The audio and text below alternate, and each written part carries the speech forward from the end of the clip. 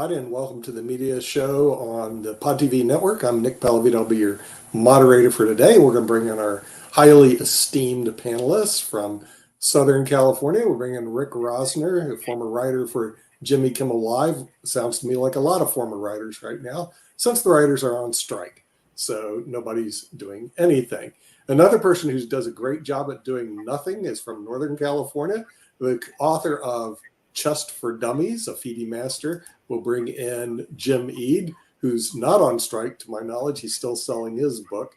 And then from the Raleigh-Durham area, we'll bring in the president of Pod TV, Kim Calhoun, who probably is behind the latest craze called the movies, which is going to be our topic today, especially the Barbie movie. So real question is, what's going on here? She had one of the biggest openings weekends ever. In other words, is Hollywood back? Should we buy AMC stock, or is this thing going south on? So Kim, since you're the Barbie girl, at least in this particular group, what's going on with the Barbie phenomenon? She had Ken backing her up. I really don't know. What I will say is that her box office hit higher than all of the new movies coming out, which was the Harrison Ford's Raiders of the Lost Ark series. And I forget some of the others because I'm not a huge moviegoer, but I think that the big thing is that it's for the children. Right, the young girls. It's something that the young girls can relate to. They grew up with. The young boys might find entertaining as well, and so of course the parents are going to go too. So I don't know anything other than it gets good reviews and bad reviews based on who's reviewing it. And at the end of the day, the only thing that matters, I guess, is the box office numbers. So we'll see. But I think people who saw it were very happy with it. I love Ryan Gosling. I love his voice on Home Depot. So, will I watch it? Probably not. But, it's got all of the A+ things to make it very, very good and profitable. And that was good actors and actresses. Very good filming, very good producers, very good promotion, and it was about a toy that people have played with for 60 years? Yes, we're going to bring our own Ken doll in. His name is Jacoby McDuffie. Hi, Ken. So Ken, you guys saw like Barbie the movie, baby? I saw it. It is phenomenal. Really? It is honestly one of the better movies, if not the best movie to come out this year in terms of not only the message but what it was about.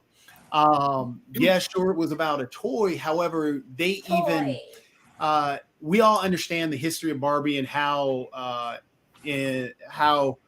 not only did it have a positive effect for women, but it also had a very negative effect.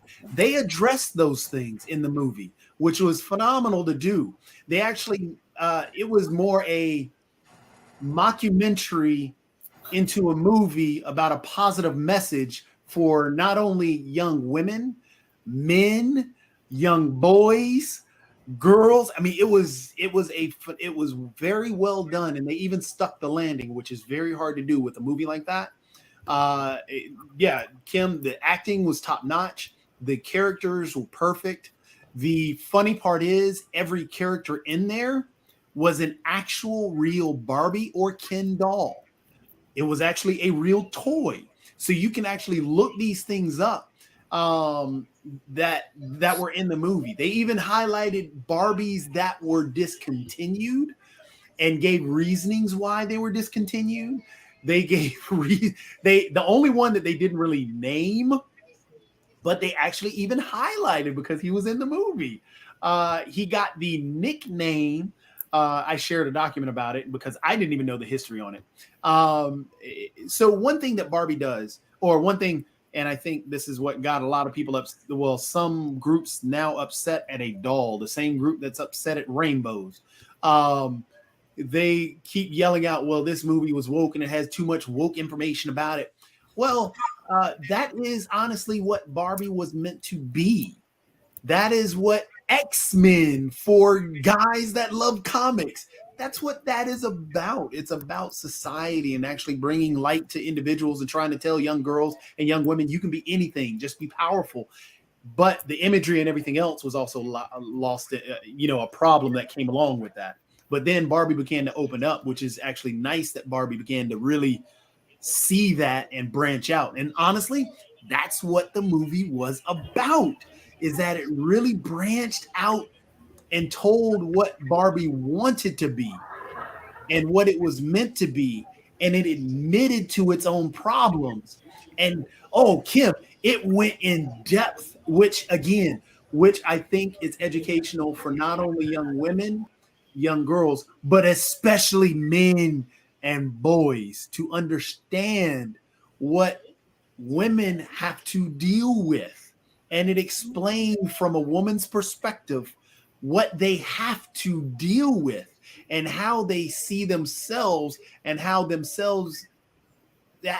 they are contradictory to themselves within themselves, which causes a problem which we bleed into as men and we forget as men. Well, men, and talking about how the patriarchy is dominating. It's beautiful. It's beautiful. Hey, Jacoby, I've got to ask you this, and I see I'll go his see hands it. up as well. Now I will go see it. I will. Trust me, you'll love it, Kim. I mean, Jacoby, I've got to ask you this question. I think you will really enjoy it. Rick's got a question and everything, but one of the things I heard was that I think it was AOC actually made a point that I had not thought about, because a lot of times people think of Barbie in the sense of the imagery and the stereotype of her hurting women imagery and everything, because that is a model that most women can't live up to in terms of size and perception. But her argument was actually that Barbie may be the ultimate revolutionary or the ultimate feminist, because one, she never married Kim. She has definitely been raised her own kids, and she has a very diverse friendship circle and all along those lines. So that is something the AOC said. But Jacoby, got any thoughts about that? They addressed that in the movie. They really did address that in the movie. And it was wild. Like I said, these things that you don't think about with Barbie, you think of it as a simplistic toy. If you can fall on either one of the lines, yes. Well, it gave women an imagery about themselves that they can never live up to, and blah blah blah blah. Or it gave women the view of being empowered and they could be anything, blah blah blah blah blah.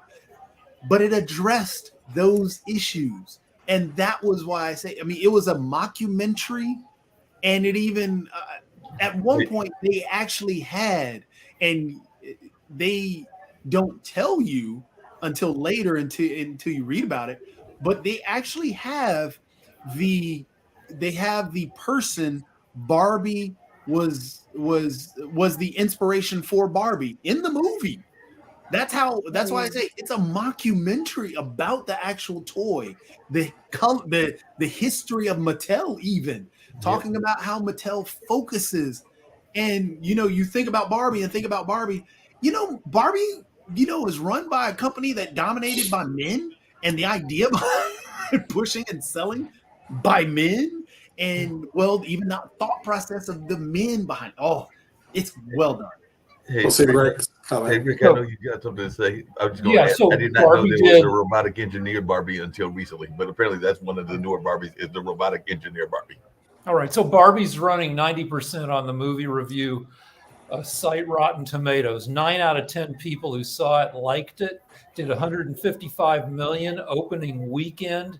It's good for writers who are striking, along with Oppenheimer, because it's not part of the Marvel universe. It's a whole new angle on stuff. It's been attacked by conservatives. Ben Shapiro, I think, set fire to Barbie and Ken dolls. It's been attacked for being too woke. I've heard conservatives say, well, this Barbie isn't sexy enough, to which everybody correctly says, it's not designed to give you a boner. It's for everybody else. And they addressed that part in the movie too. Really? So, Barbie had its origins in a sexy German comic strip in the 1950s, but that was the 1950s. And Well, I'm wondering if the chess committee is going to embrace Barbie. We'll go to Northern California and Jim Mead. Have you seen Barbie yet, or are we snubbing this young lady? What's your thoughts? Yeah, I have not seen it, and I am fascinated to see it. Jacoby's review is added to that. I wanted to see Oppenheimer as well, but I haven't gotten in the habit of going back to the theaters. And I think that's an open question right now for a lot of people. But if I was in the habit like I was before the pandemic, then I would probably have gone to this, maybe not opening weekend, because then it's like a crush of people. But I would have planned on seeing it because I was really curious to how they were going to handle this. I read an op-ed in the New York Times that was written by a woman who had a Barbie when she was young, and then during her feminist years hated Barbie, and now as an older adult sees both the benefit that, like Jacoby was just telling us. Jacoby was just telling us that that it's a complicated issue. And it can mean so much to different people. However, it's their perspective that they're bringing it that tells you more about them than it does about Barbie. I just think the one thing that I thought of is that Barbie was all these things, for a senator or president or astronaut or whatever. And Ken was always just a surfer. Come on, what's with that? Well, the funny part is they even addressed that part. Really? I had that same question. How can a stupid doll made in 1959 need all this addressing? I mean, it's a toy.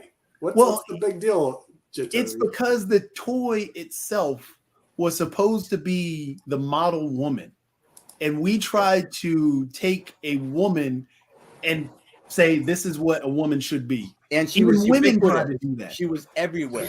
That was Yeah, the thing. so we tried all to- the kids had her.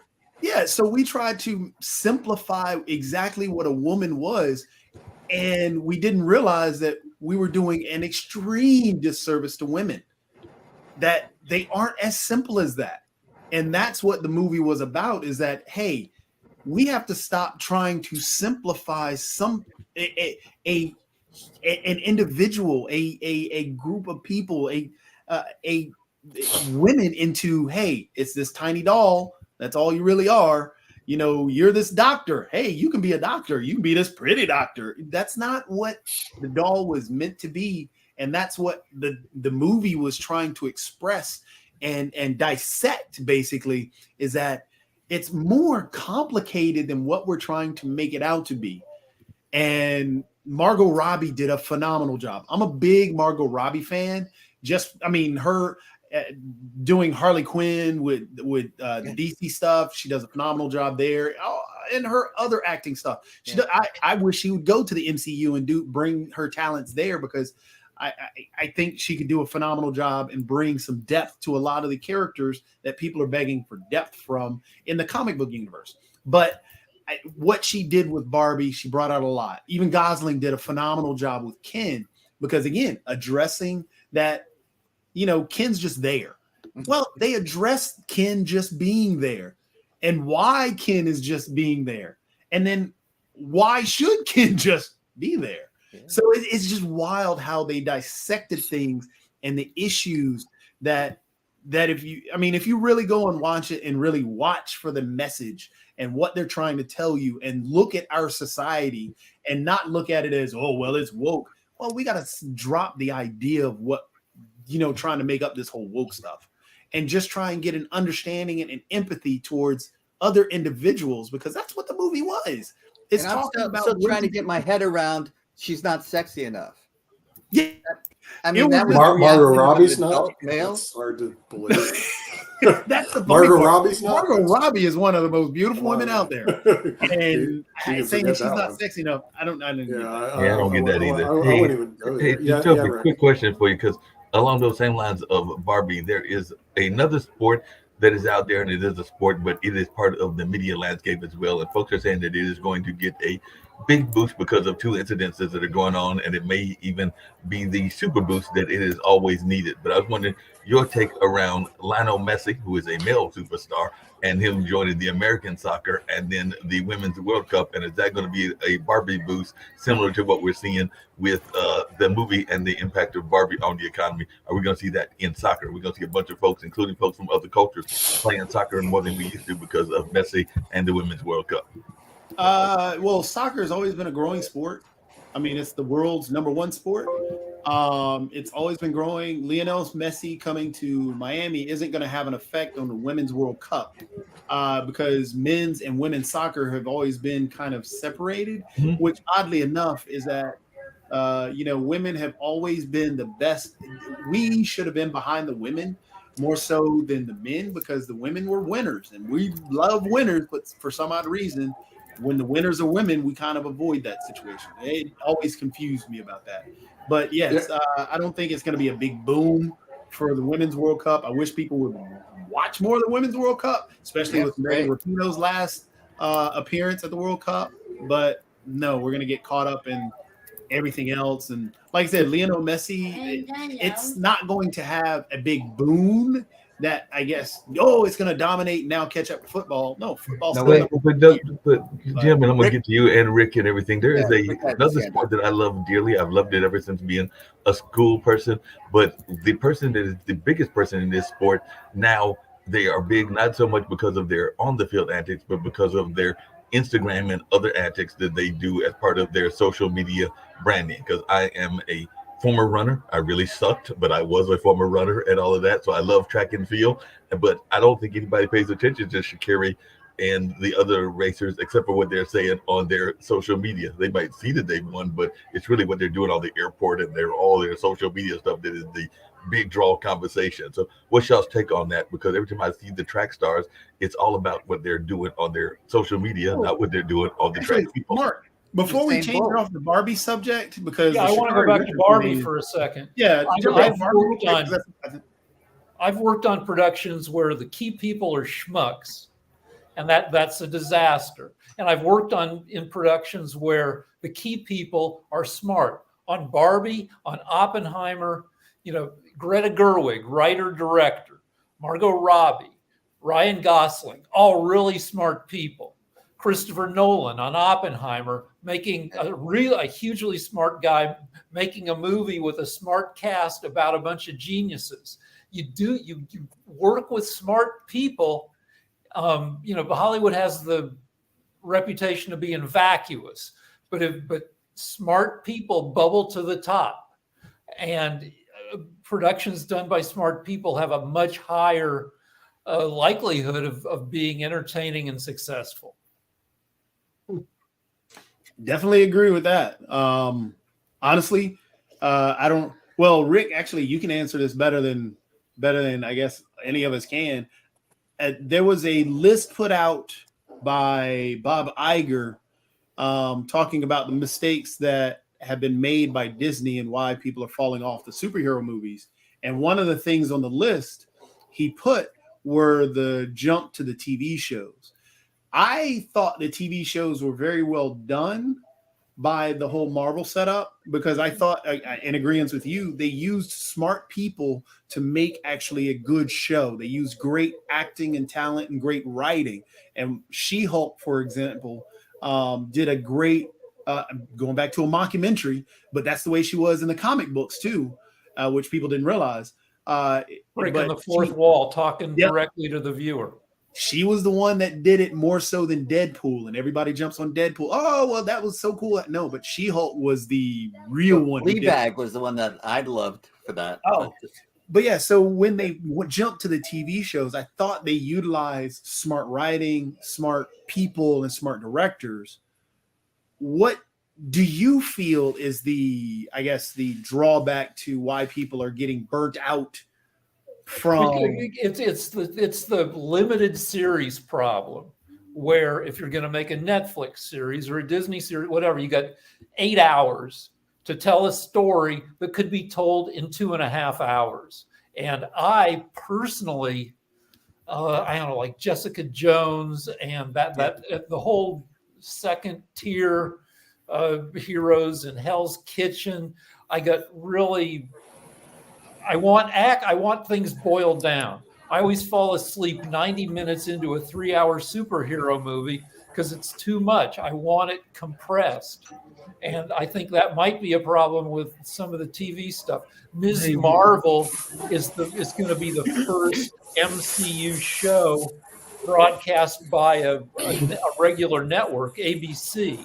Well, there is a I saturation watched that issue. and enjoyed it with my wife, but still, it took too many hours to tell the freaking story. Hey, Rick, along those same lines, there are a number of series that were great. They started off great, and then they have petered off. I have become a fan, even though I've only seen maybe 2 seasons, and I know that I think there are 6 seasons of Black Mirror. But when I talk to people about Black Mirror, they're telling me that the newer season isn't as strong as the other seasons. And I've also heard that about True Blood. I remember when True Blood first came out, those first couple Almost of series any were season. amazing, Yeah. and then they kind of petered Any out. So series. are we running into that problem as well, where the series start off with a tremendous bang and then the storyline kind of dies out and then This it kind of season peters of- out and everything? Except for the first episode, which is a lot of fun. The other 4 episodes of this season of Black Mirror are just super, super duper dark to the point where I had to quit watching one of them just because it bummed me out too much. And then the very last episode, instead of being called Black Mirror, is called Red Mirror because it's straight up horror. It's not social. It's not commentary on technology. It's a straight up presentation of a horror movie as if it was from 1978. That one's pretty entertaining, but it is getting away from what Black Mirror has been. Yeah, I stopped watching it because it did get away from that tech element. Because the tech element was the fun part. That was looking into the future. But the first 2 episodes are I mean, a fun part of especially the first episode is it makes brutal fun of Netflix itself, the network it's on. There's a company called Streamberry that's an evil company, and that's their Black Mirror's version of Netflix. So I love when a show makes fun of its bosses as part of the show. Yep. Well, that was in the Soviet era of the USSR. They always made fun of their government, but in a way that the government couldn't figure it out, so they didn't censor it. But that's always clever, and that's always interesting. I mean, isn't that really what X-Files did?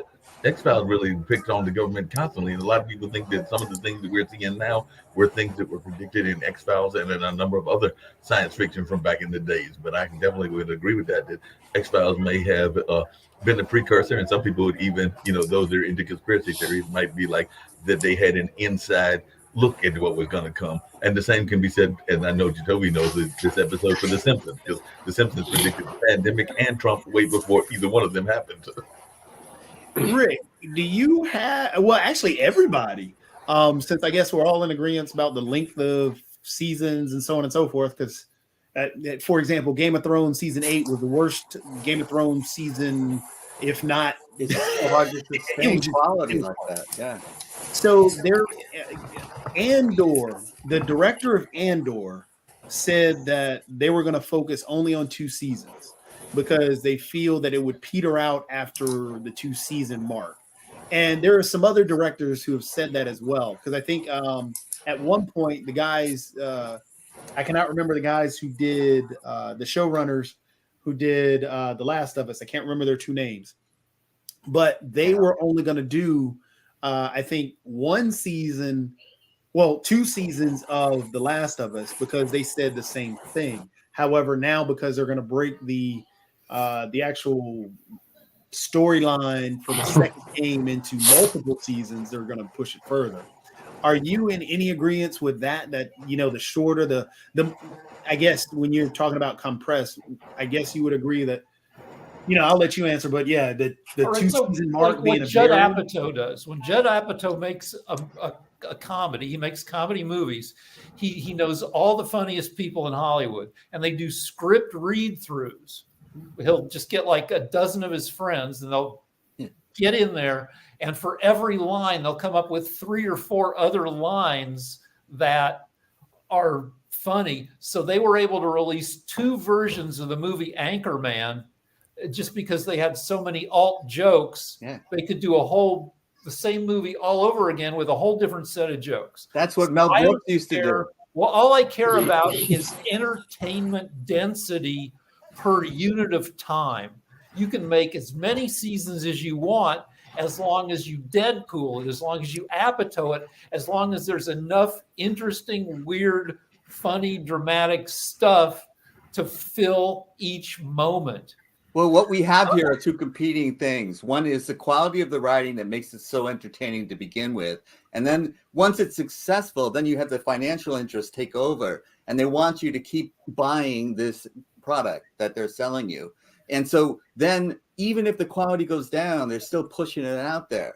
And so, this is what we get back to this, the quality of the writing, the quality of the production. This is what matters. Everything else is, secondary. So are we going to see a sequel to Barbie 2? Well, see, you will definitely see that, or there'll be pressure on the studios to do that. And will it be anywhere near as magnificent as Jatovia is saying the first one is? Probably not. Now, the trouble with the Game of Thrones is they went past the worked out material. Yeah, exactly. George R.R. Martin has been he's been yelled at for decades for being too slow to pump out the next book in the series. He never did. I'm still waiting on that freaking book too. Yeah, I know. But he kept saying he hated that. When's the next book coming out? So, Rick, is it going to be Barbie 2 or is it going to be Ken? So is the sequel going to be after the last Ken or Barbie 2? Was written without being worked out by George R.R. Martin. Yeah. And the deal with The Last of Us is there's enough material in the games to do 2 seasons. And that game has been out for, I don't know, close to 20 years. I don't know how many, Jacoby. No.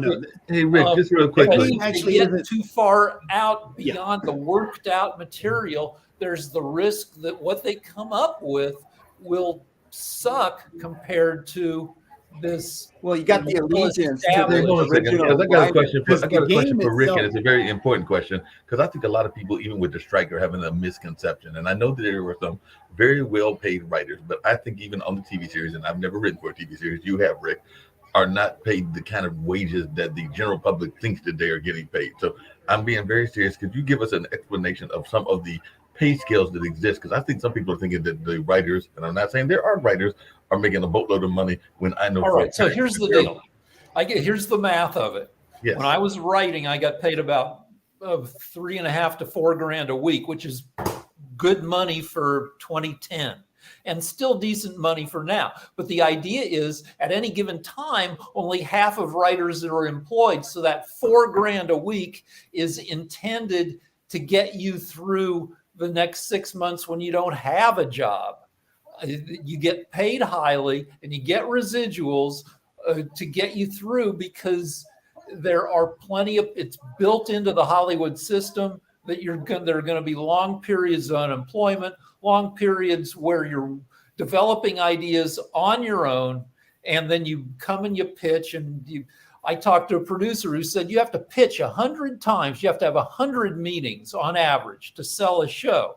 Well, you need to have some money piled up to get you through that period of just going to development execs and saying, buy my show. It's feast or famine. And, the famine parts have to be sustained by the feast parts. And this is the thing is you're not in a job where you're going to get, benefits, medical benefits, and pensions and all that kind of stuff. And you're only as good as your latest effort too, because, if you're successful, great, people want you and will listen to you when you try to pitch. But if you weren't successful, then, no one's answering the door when you're knocking on it. Yeah.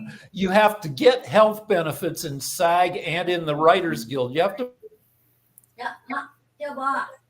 Writers Guild, you have to make $40,000 in a year. You have to have 10 weeks of paid employment at $4,000 out of 50 weeks. And if you can string together 17 years of making the guild minimum, you can get health coverage for life. I was lucky enough to be able to do that. And it's, you know, you go to these Writers Guild movie screenings and you see there are a bunch of old people. Having lifetime medical coverage means that you can live into your 80s and 90s. Yeah. Well, the Barbie thing, the phenomena that I still think of is, you know, why is it so popular? It's because, you know, it was universal. Barbie was ubiquitous in every household. And so, you know, you got these Mission Impossible. I think we saw that it grossed 45 million, which is nice, but you know, that's a well-known franchise. That's supposed to be successful. But you know, Barbie dwarfed that. And the reason is because it's just about everybody knows Barbie. You didn't have to have a Barbie to know Barbie. So this was one of the things that everybody knew about, even if you didn't have an opinion. You know, you knew about it. So, I think this is an exceptional thing, and I thought it was a great risk to take.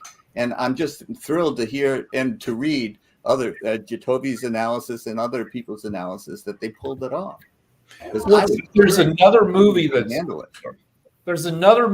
made quite a bit of money called The Sound of Freedom. It's made 124 million this summer at the box office, and it's made by and for right-wing semi-lunatics, because conservatives now, you know, they'll cheat and they'll see a good movie. They'll sneak off to the Barbie movie, but they've been taught to distrust mainstream Hollywood, mainstream press. And so this movie is made by, you know, conservatives and kind of QAnon people about they claim 85,000 kids have gone missing within the U.S. And the more lunatic members of QAnon say that those kids are being harvested for their bodies they're being turned into a drug called adrenochrome that helps, I guess, keep people young.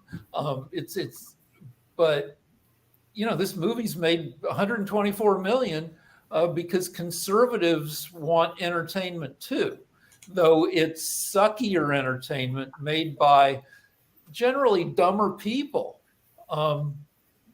You know, but you. Yeah, I'm not sure. I want to add that The Sound of Freedom, I think the producer, I could be wrong, but I've been watching this for long before anyone even knew it was coming out. And I think he just wanted to bring awareness of the problem, which is something that we tried to do for a couple of years when we started with IBM TV, is that human trafficking is real. We've had, you know, the NFL sisters on. That's one of their projects. I have worked with anti-human trafficking constable out of Houston, and it is real. Some of the stories she has shared with me are just heart-rending, and it doesn't get enough of the quality attention that it needs to bring awareness that this is still a problem. But a lot of people, the constable shared with me that a lot of people don't even know that the largest human traffic person is a young Black male. And they are trafficked for their organ, and it's the skin. It has nothing to do with sex trades, which is a huge problem to begin with. But that's what she was sharing with me, that people don't even know that. They all get all driven up into the sex trade and everything else. And in Houston is the largest place of human trafficking in the United States.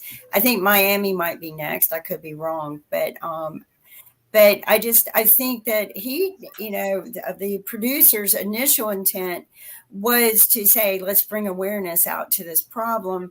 I think it has been driven towards a conservative agenda, and I have been watching this unfold. Yep. So I mean, it's because it's been politicized. And because the numbers are hard to know for sure.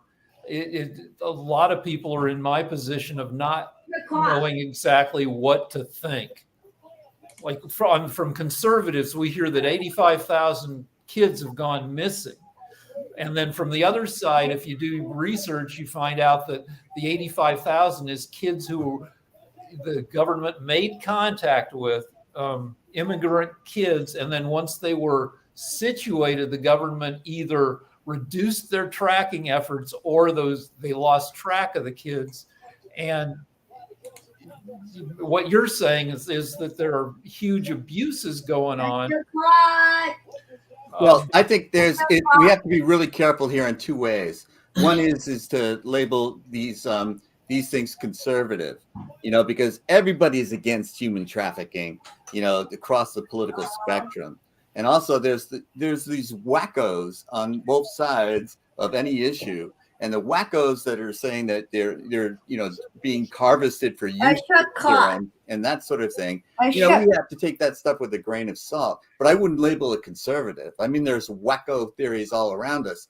But so I would call those extremists, or use something more pejorative than conservative, because conservative is quite acceptable behavior and politically okay. But the wacko far right, that's been a rising phenomena in the United States, and it's something that we have to be concerned about. But these types of issues of human trafficking get colored by the politicization of it. And if we say that they're MAGA oriented or something like that, we get our backs up, and we don't think about what Kimberly was just telling us about is the reality of how serious a problem this is, and what are we doing to address it, and what is the reality? What are the facts? Like, is this black skin harvesting? That's news to me, and I try to be update on these types of things. But human trafficking, I always did associate with drugs, sex, that sort of thing, and that alone is definitely a problem.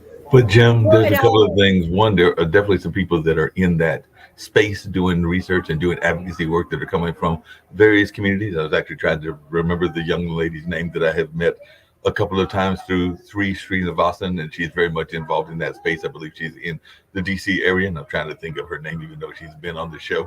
And there have been a number of others as well, or at least here on the network and all in that space. So there are a number of theirs that are in the space. But the other things that I sometimes wonder about, and I'd love to hear the rest of the panel and maybe Jacoby and even Shaquille have some thoughts about this, is it comes down to kind of like even what we talk about with pharmacy and some of the drugs, whether it's fentanyl or others, how much are our corporations and our universities involved in this? Because I want to say that even here in Durham, some of the recipients of this human trafficking have been people that are in the academic world. So are they going to really make a lot of noise if they are the ones that are getting the benefits from it and all along those lines? So that's what I'm also concerned about. It's kind of like the farmers. There are people that are turning a blind eye because they are getting the benefits from it and all in that space. But I don't know if Jacoby or Shaquille have some thoughts about that, because sometimes people will get a blind eye because they are the ones that are getting the benefits of said criminal activity. When kids are harvested in this way, say for their skin or their organs, where is this stuff? I don't even know what skin would be used for, but where does it, out of Houston or Miami, where does it go? Does it stay in the U.S.? Does it go to rich people elsewhere who need a kidney? My guess, Rick, is that it's going to research facilities, and that's what I meant. It's probably going to research facilities that are tied to universities, and the universities going to study that and everything. I think it's going globally to people who need skin grafting.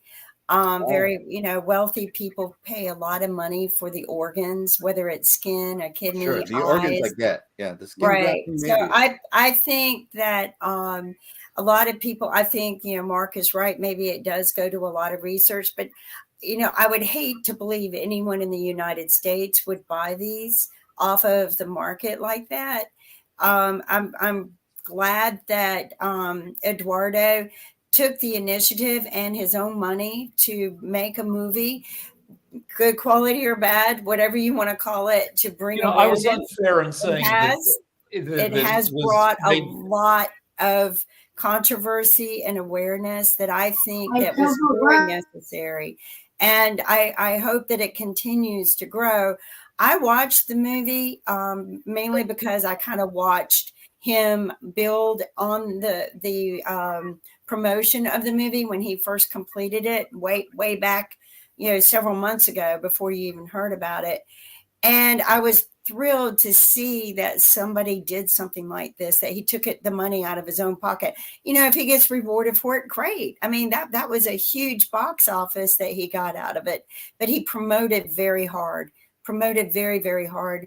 But we need this kind of awareness in order to end the fatal ending stories that happen.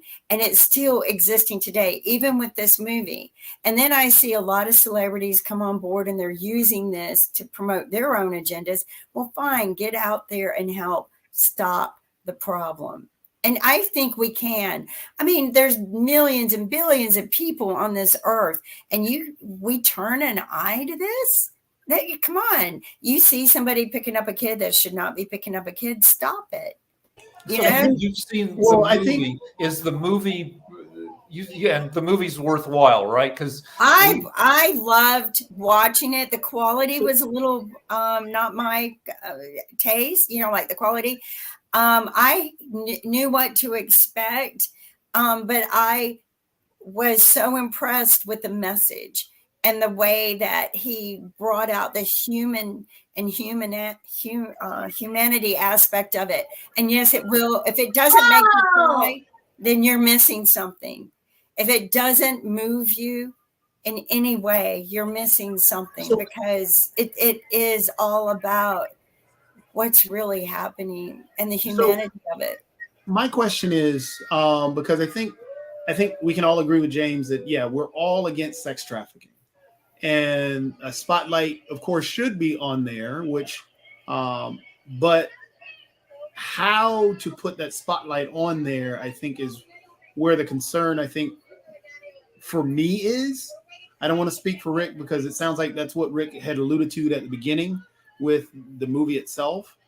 And from, all the readings, and I have yet to see the movie, and I haven't done a breakdown of the movie like I did with Barbie, so I cannot give a full-blown, hey, this is what I understand, and this is what I understand. Yeah, I am an expert on Barbie. I will go downstairs and get the little Barbies, because there's a Barbie downstairs I can grab. But is this movie, Sound of Freedom, does it have anything that's pushing anti-Semitism? Because that's been one complaint. Does it push conspiracy theories? Does it push all these things? Because, I mean, yes, it can highlight the sex trafficking, but then when you highlight these other things, it also highlights these other things as well, because once you legitimize one in that film, you begin to legitimize the others. So that I will answer this. I think sometimes, and what it does do is it takes the story, the real life story of one situation, and carries you through the emotions, the impact, what happened, because it is based on a true story.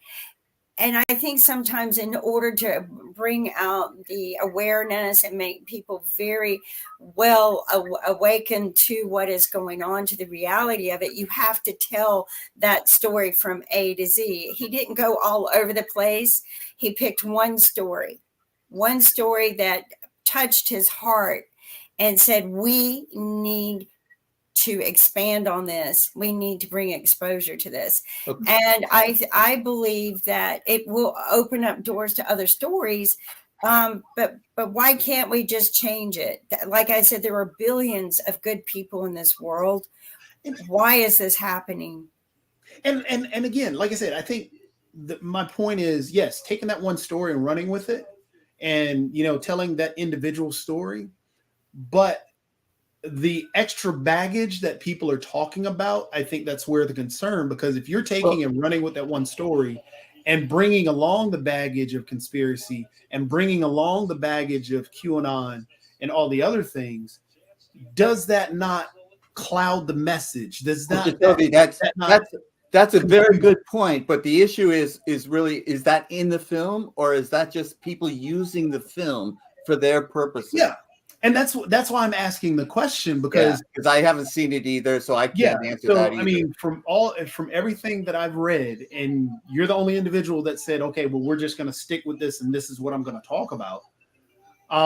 In the film itself, that's what I'm asking. Does it have these conspiracies, and does it bring that baggage? Because again, I think we can all agree being against sex trafficking is where we should all be. Or organ, organ donating is one thing, but organ trafficking is another. Any trafficking in general. Yeah, along those same lines, and I don't know the answer either because I haven't seen the film, but child trafficking is a major issue. But I know that this particular film, like I said, I have not seen the film, but from my understanding of it, is very much concentrated on the Latin American side. I think there's people that are involved here in Colombia, and Colombia has some issues. And I know that there are people here like Kim, and even on our network, Viviana is from Colombia, so it has some very positive natures about that country. But yeah, like any other country, it's got issues as well, and child trafficking could be one of those issues. So does it just concentrate on Colombia and Honduras, or does it even touch, to Jacoby's point, the fact that there is child trafficking here in the United States? And does it even touch on that within the course of the film? And like I said, I've not seen the film, but I hope that it touches on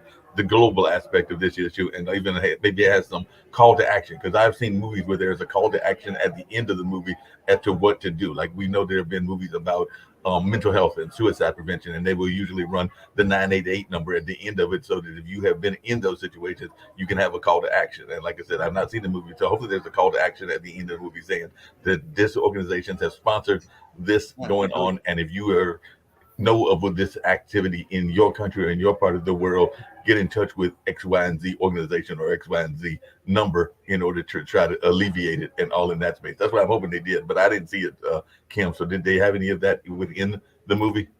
I don't know that I really witnessed any. I was too caught up emotionally because I have worked with people on this.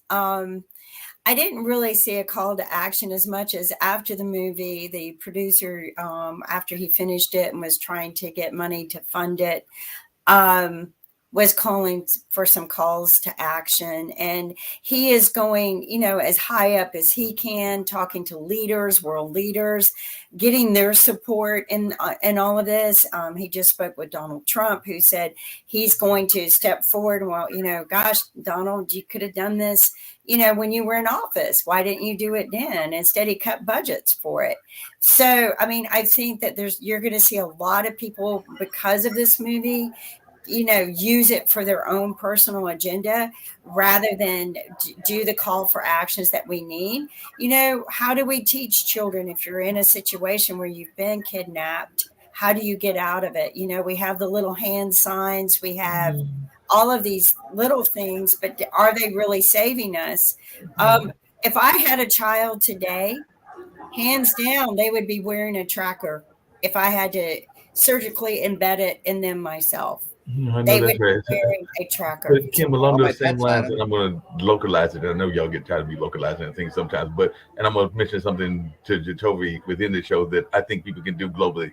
There is a gentleman here, Howard Kraft, who is a playwright, and there's others that are here as well. And what they will do is they will sometimes show a play or show a film and then have a discussion around it afterwards. So this is my suggestion to those that are watching globally. So global audience, if this is a movie that is a cause and a concern of yours, maybe watch the movie, and then after the movie have some sort of panel discussion or discussion afterwards, because I've seen those kind of programs work quite effectively. And you know what I'm talking about, Jacoby, because you've been a part of those as well, where they will have a movie maybe around a health issue or around some other issue, and then there will be discussions afterwards, so to engage that watching community and spread the message. And who knows, maybe we can even do something like that here. Maybe we show a clip of the movie and then have a discussion with those experts here on Pod TV. But that's just a quick thought and all along those lines. But that would be a discussion with Kim and Nick and the founders of the network. But that's just something that popped into my head based on what I have seen people do locally. Shaquille has a comment. I'll just make a couple of comments if that's all right. I'll just say in relation to child trafficking. With sex trafficking, I think everyone can agree that that's evil, and the people perpetrating that are evil criminals. I think with organ trafficking, I'm not trying to justify it, but I think with organ trafficking, one of the issues that you have is that sometimes it's good people who are desperate that are involved. You'll often see people who have children, and they would not ordinarily dream about going and doing something like this. But if they can get a heart or lungs or something on the black market, they really won't ask any questions as to where that organ came from. And that's a tough one to deal with, because I don't think it's as clear that those people are evil. I don't think I would do it, but then again, I don't have children. What would I? I would say things like, I would do anything for my children. Really, anything? Would you do anything for your children? I mean, it's a very interesting question. I think Denzel Washington was in a movie that sort of addressed a similar kind of issue with there's a person Q, or so, I can't quite remember the movie, where his son, they were trying to force an organ donation for his son. This is complicated. It's a tough thing, and I think we really need to focus internationally on what we're doing with that. Well, I agree We're with also you. seeing that in Asia, where Kim we're has seeing Barbie.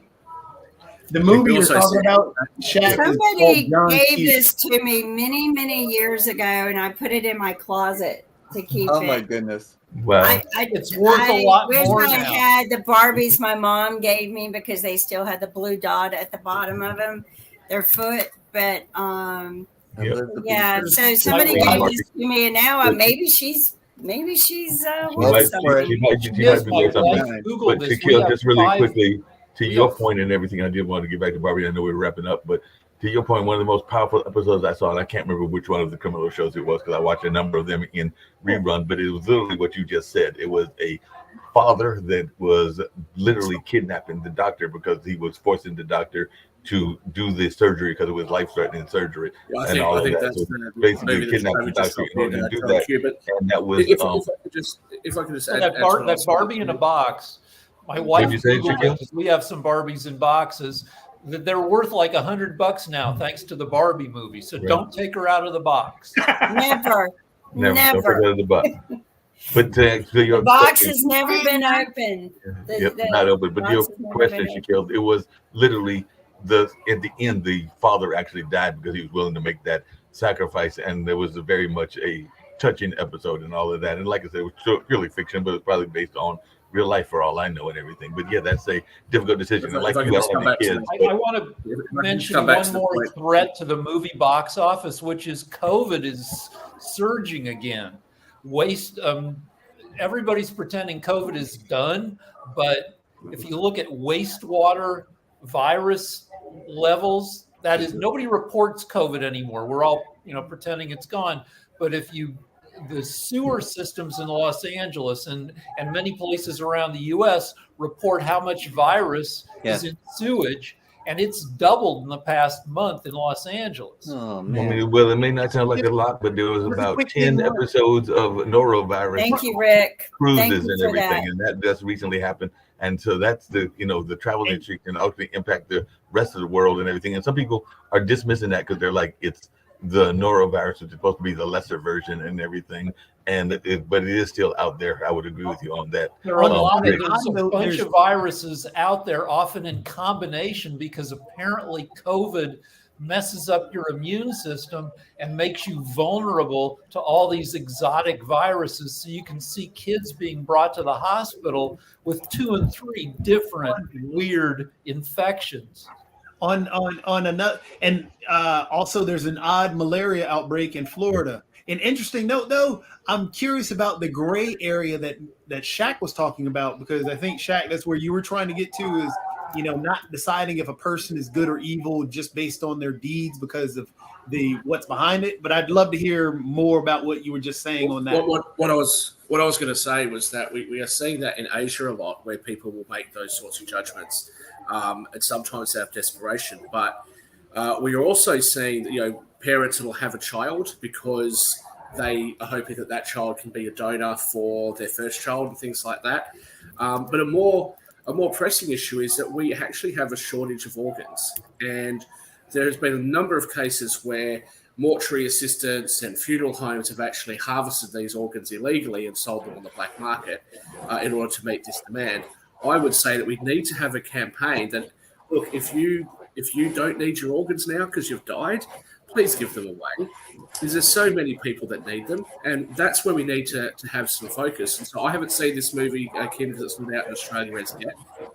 But things that bring attention to those sorts of things, I think that's important. I'll just make one. Hold on a second, Shaquille. Do they have that on the global? Do they have that on the global level? Because I know in the United States they do what you just said. It's your right, or you make the decision, but you can put down that you want to be an organ donor on your license. It's literally on the license and on the state ID, but I don't know the rest of the world. That's right, Mark. But two things. So, yes, that is correct. But then we see what I consider to be very silly rules. If you've got somebody who's 75 who needs a heart transplant, the chances are they're not going to get it. However, if a 75-year-old patient dies and their heart is okay, they won't harvest that heart and implant it into the other 75-year-old. They'll just throw the organs away. That doesn't make any sense. Give this other 75-year-old the opportunity to use a heart that otherwise wouldn't have been used anyway. So there's a whole heap of things that we can do, but it does need that public attention. It does need some public conversation. I will just say to those right wingers out there, those extreme right wingers, they are still a part of your country and around the world. And perhaps there does need to be some media to talk to them about things that they care about, but maybe also show them some of the flaws in their belief systems. And that's another way of winning them over and bringing them back towards the center. No, Shaquille, on those same lines, I'm just going to put this out. I know we're wrapping up, but definitely the donorship is very important. My brother's lady friend and fiance, technically, because even though they don't know when the date it'll be whenever it'll be and everything, she is a heart donor recipient, and she has lived with that new heart now for at least a year to a year and a half. So more power to her, and definitely I do give great salute to those that donate their hearts, because she was the recipient. And to your point, Shaquille, it was some time before she got it, because she had to wait at that list, and she was fortunate to get it some year and a half ago and everything. So definitely. And Mark, I wanted to say that you brought up the Women's World Cup, and Megan Rapinoe is in her last World Cup. Rapinoe. Forget Lionel Messi. Go support the Women's World Cup right now. Go support Barbie. In the meantime, have a good week, and we'll see you next week on the media show with our Barbie expert, Jatomi. Take care. Bye-bye.